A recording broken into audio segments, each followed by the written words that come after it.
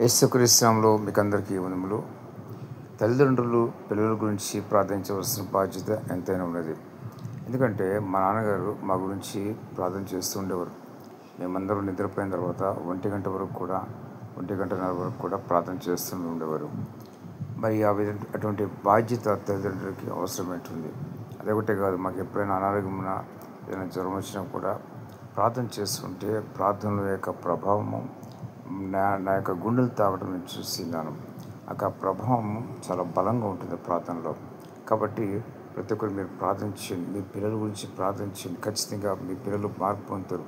అదొకటే కాదు, మీ పిల్లలు మరి పాడైపోకుండా, మీ పిల్లలు తప్పుదోవ పట్టకుండా, మీకు మచ్చ లేకుండా, మీకు ఎటువంటి అవమానం తేకుండా ఉండాలంటే మీ పిల్లల గురించి మీరు ప్రతిదినం కూడా ప్రార్థన చేయాలి. ఉదయం లేచి వాళ్ళ గురించి భారంతో వాళ్ళ తల్లిదండ్రులు ఇద్దరు కూడా కలిసి ప్రార్థన చేస్తే దేవుడు ఆయనకు అద్భుత కార్యాలు జరిగిస్తూ ఉంటారు. మరి మీ పిల్లలు మరి దారి తప్పకుండా, మరి మీకు అవమానం తేకుండా మరి దేవుడు ఆయన అద్భుత కార్యాలు జరిగిస్తూ ఉంటారు. కాబట్టి చేయవలసినటువంటి ప్రార్థనలో ఎంతో బలమైనది, ప్రార్థనలో ఎంతో శక్తి ఉన్నది. ఆ ప్రార్థన యొక్క ప్రభావము మీ పిల్లల్ని అడ్డుకుంటుంది. మీ పిల్లలు పడిపోకుండా, మీ పిల్లలు మరి కీడులో, పిల్లలు మరి ఎటువంటి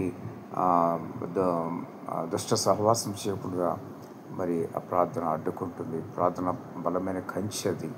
మరి యోబు చూసినట్టు యోబు కూడా మరి వాళ్ళ పిల్లల గురించి ఎంతో ప్రార్థన చేస్తుండేవారు. ప్రతి ఒక్కరు తెలుసుకోండి, జ్ఞాపకం చేసుకోండి. ప్రార్థన చాలా అవసరమైంది. ప్రతి దినం కూడా ప్రార్థన చేస్తూ ఉండాలి మీ పిల్లల గురించి. లేని పక్షంలో మీ పిల్లలు ఏ క్షణమైనా మీకు ఎటువంటి అవమానం తీసుకురావచ్చు. మీ పిల్లల ద్వారా తొందరలో శోధన కీడు జరగవచ్చు, ఏదైనా జరగవచ్చు. అవన్నీ కూడా తల్లిదండ్రులు భరించుకోవడం చాలా కష్టం. అవమానం తట్టుకోలేరు, అటు ఏదైనా కీడు జరిగితే కీడును కూడా చూసి తట్టుకోలేరు. కాబట్టి మరి ప్రత్యేకంగా మీ పిల్లల గురించి ప్రార్థించండి.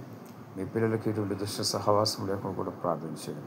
కొన్నిసార్లు ఈ దుష్ట సహవాసం ఏమవుతుందంటే మరి మీ పిల్లల స్నేహితులు ఎవరైనా మరి ఏదైనా పొరపాటు చేస్తే, లేదైనా మరి అక్కడ ఏది చేసినా కూడా మరి వాళ్ళతో వీళ్ళు ఉన్నప్పుడు వీళ్ళని కూడా మరి తీసుకెళ్ళి జైల్లో పెడుతూ ఉంటారు. ఎంతో ఘోరమైనటువంటి పరిస్థితులు, అవమానకరమైన పరిస్థితులు జరుగుతూ ఉంటాయి. కాబట్టి అటువంటి జరగకుండా ఉండాలంటే మొదటిగా మీ పిల్లల్ని ప్రార్థన చేసి, ప్రార్థనలో మీరు వాళ్ళని క్రమంగా పెంచండి. ఖచ్చితంగా మరి ఒక దినమున మీకు మంచి ఘనత, మహిమ తీసుకుని వస్తారు. దేవుని నామకు కూడా మహిమ ఘనత కలుగుతుంది. కాబట్టి ప్రతి ఒక్కరు ప్రార్థన చేయండి.